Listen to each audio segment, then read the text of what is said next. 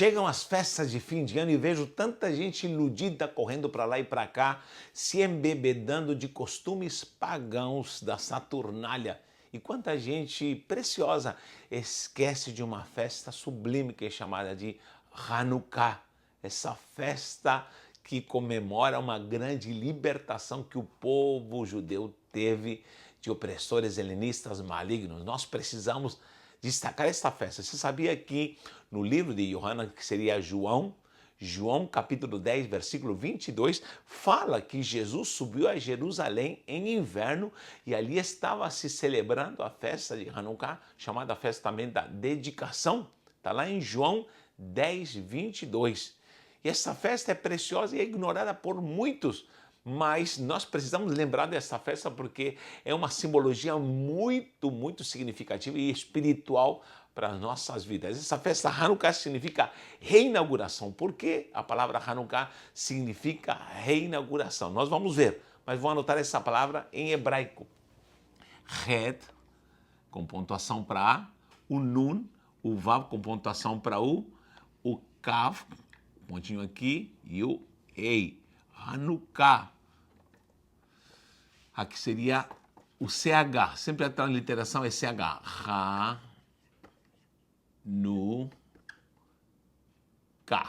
Hanukkah. Hanukkah, que seria reinauguração. Reinauguração. Certo? Reinauguração. O que aconteceu? Por que se celebra esta reinauguração e por que é feita no inverno, nesse tempo de fim de ano para nós, né, no calendário gregoriano, é inverno em Israel, é inverno em Jerusalém. E nós sabemos que nesse período, logicamente, a neve e o que fala aqui João justamente é que Jesus subiu para Jerusalém ali nessa festa. Jesus era judeu e estava ali no meio da festa e estava com certeza cumprindo o seu sublime propósito aqui na terra. Mas o que aconteceu nessa festa? Por que se celebrava essa festa? E se celebra até os dias de hoje, a festa de Hanukkah. Inclusive ela começou em 2022, domingo dia 18, e são 8 dias de celebração. E termina dia 26, segunda-feira dia 26, 8 dias de celebração. Chamada festa também da dedicação ou festa das luzes. Vou explicar um pouquinho sobre isso.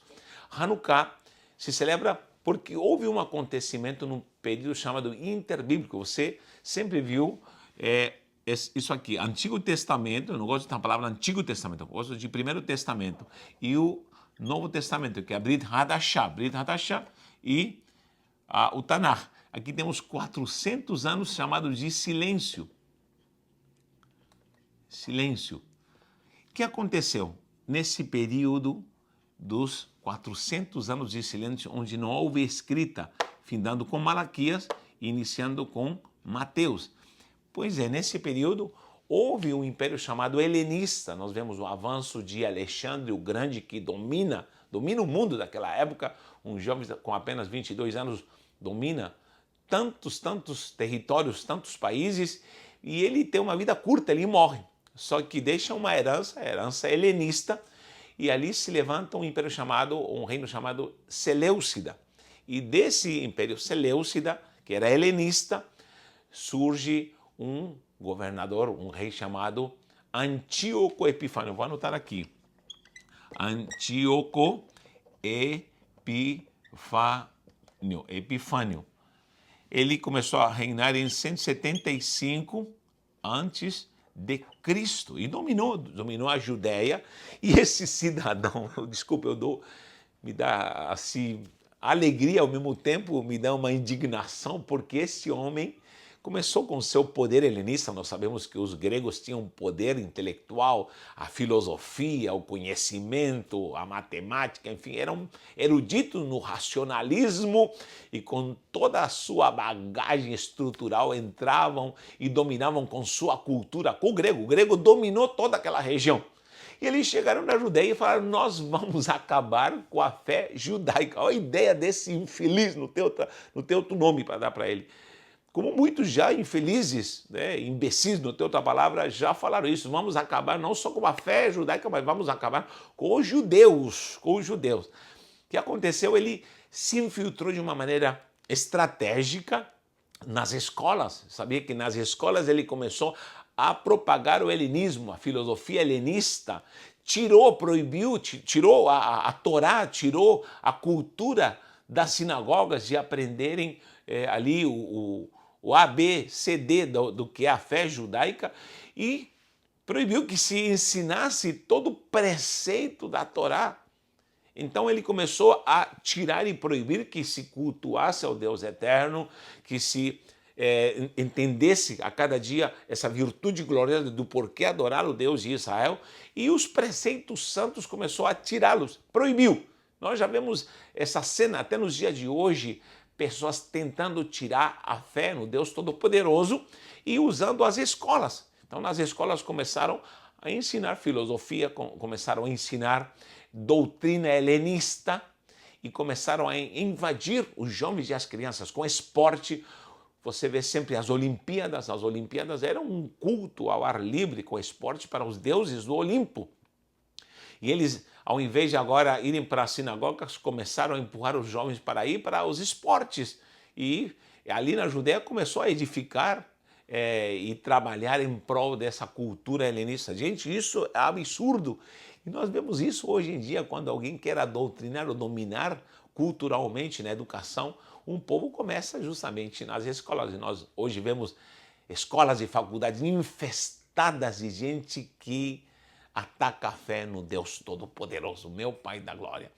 E os judeus, logicamente, estavam ali subjugados, mas eles usaram estratégias, ensinavam as suas crianças, até em brinquedos, em joguinhos, ensinavam, sobreviveu e prevaleceu com sua fé perante tantos ataques na história, gente, tantos ataques na história. O povo de Deus sempre foi perseguido, humilhado, massacrado, mas eles prevaleceram para a glória do eterno.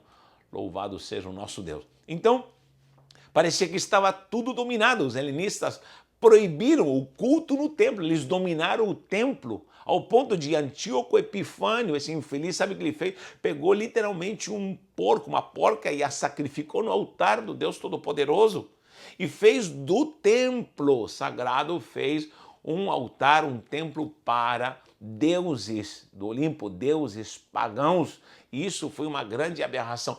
Os judeus passavam em frente ao templo, que outrora havia louvores, cânticos ao Deus de Israel, agora era orgia, era coisas malignas, sacrifícios de ídolos pagãos e tanta coisa que desagradou ao Senhor.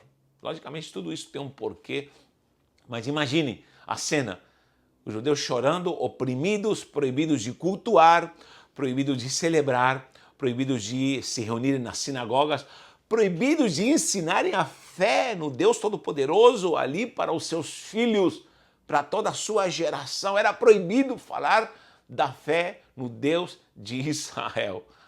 E ele pensava que estava todo vitorioso, mas há uma grande revolução, a revolução dos Macabeus. Nós temos Yehudá Macabe, Yehudá, que é Judá, vou colocar aqui, Yehudá Macabe, Yehudá Macabe, Macabe. Por que Macabe? Se crê que essa palavra Macabe, que seria martelo, era uma ferramenta que eles tinham, porque eles eram proibidos de ter armas.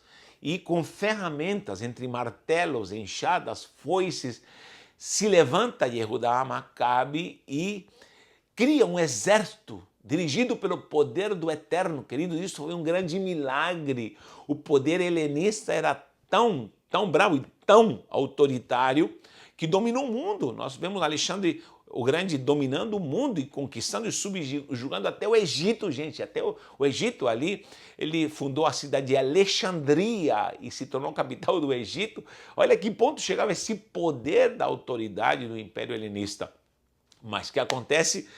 Algo acontece sobrenaturalmente quando Yehudá Macabe se levanta e vê uma revolução às ocultas e eles se levantam contra o poder maligno helenista e do nada ressurge um exército com um pequeno número de homens, mas guerreiros, dotados de unção. Há vários relatos históricos de toda essa cena, gente, que me falta tempo para explicar. E eles vencem o poder helenista, eles derrotam os helenistas, os seleucidas, e graças a Deus vem uma grande reconstituição da fé judaica em Jerusalém. A primeira coisa que eles fazem, entram cantando, louvando ao Eterno. Eu posso ver a cena e me emociono. Eles limpam o templo, tiram os deuses pagãos, fazem literalmente uma varredura e uma lavagem. Eles lavam as escadarias, lavam o templo, limpam e trazem a essência do Eterno novamente e glorificam ao Eterno. E tudo que parecia estar perdido, desde costumes, desde utensílios usados ali no templo, estão desaparecidos. E eles precisam acender novamente a menorá, precisam novamente colocar os altares no seu lugar. E não há azeite, porque os sacerdotes precisavam desse azeite diário. E começam a procurar e alguém acha uma dose, um pote de azeite, uma dose de azeite que serviria para um dia da menorá. Um dia, essa dose era para um dia da menorá. E o que acontece? Eles acendem novamente, chorando, louvando ao Eterno, a menorá. Ela acende e acontece um milagre. 8 dias, o que era para um dia dura 8 dias. 8 dias. Aí temos os 8 dias da celebração de Hanukkah e temos aí um grande milagre onde há uma multiplicação santa, algo miraculoso. O 8 na Bíblia, que é Shemone, é um número de aliança. Você vai ver sempre 8 preservado ali na arca de Noé, no dilúvio. Você vai ver no 8º dia os meninos eram circuncidados. Sempre o 8 na Bíblia vai simbolizar aliança. Meu Deus, isso é algo precioso, é algo precioso. Eu explico bem detalhadamente na matéria dos evangelhos, eu explico toda essa história, é uma história muito emocionante. E eles começam a cultuar, cantar novamente a Hashem, exaltam o bendito nome do Deus de Israel, e eles reconstituem novamente, reinauguram novamente essa palavra, reinauguração, Hanukkah, reinauguram, e foi um tempo de inverno, como é nos dias de hoje, um tempo de inverno, e ali eles declaram que será a festa das luzes. Você vê sempre a Hanukkah, que não é a menorá, você sempre vê uma menorá. Vou apagar aqui para poder desenhar, eu não desenho muito bem, mas, como se diz, quebra o galho, olha só. Nós vemos, já fizemos estudos sobre a menorá, sempre vemos isso aqui, ó.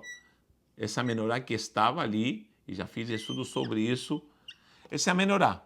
Tem 7 hastes, uma no meio e 3 de cada lado. Mas você vai ver a menorá, que é a Hanukkah, você vai ver com 8 hastes e uma no meio. 1, 2, 3, 4 e uma no meio. Meu Deus, por que aumentou? Você vai ver que eles celebram a Hanukkah, os judeus, hoje, como simbologia dessas manifestações sobrenaturais e também desse milagre que aconteceu ali em Jerusalém, quando esse azeite durou 8 dias como símbolo de aliança. Eles acendem a primeira chama, e dessa chama, que é símbolo daquele remanescente que ficou, gente, sempre vai ficar um remanescente. Toda vez que o povo de Deus é atacado, parece que tudo acabou. Meu irmão, tantos impérios se levantaram, o Egito, Medos e Persas, se levantou a Babilônia e acabaram, parece que arrasaram com Jerusalém, acabou tudo. E tanta gente se levantou como os helenistas, os próprios romanos, a própria Roma se levantou, e tantos outros que se levantaram de uma forma poderosa contra o povo de Deus, mas sempre ficou um remanescente. Quando parecia que estava tudo acabado, ficou essa chama gloriosa, e essa chama acende as outras chamas como símbolo de fé, de esperança. Gente, isso é maravilhoso. Às vezes nós vemos que está tudo perdido, acabou, e parece que vão acabar com a fé que temos no Deus Santo de Israel. Mas prevalecemos porque sempre haverá um remanescente. Gente, sempre haverá alguém que não vai se corromper, haverá alguém que sempre vai guardar os preceitos, sempre haverá alguém que guardará o amor ao Eterno, sempre haverá alguém em santidade que não vai se corromper, sempre Deus guardará o seu povo. E nós vemos tanta coisa maligna hoje no mundo, mas Deus guardará o seu povo, Deus guardará aos fiéis. E eu digo, glorificado seja o nome do eterno, porque temos essa chama. E essa festa é tão preciosa e tão simbólica que precisa cada dia ser lembrada. Que Deus te abençoe, que você possa ter essa chama e possa se acender a fé se você está se apagando, que você possa extirpar, expelir tudo aquilo que não está agradando no teu templo ao Senhor. O teu templo agora precisa ser purificado de tanta coisa maligna, pagã, e que possamos levantar em nosso coração o altar ao Deus de Israel. Deus te abençoe, um abraço e um beijo no coração.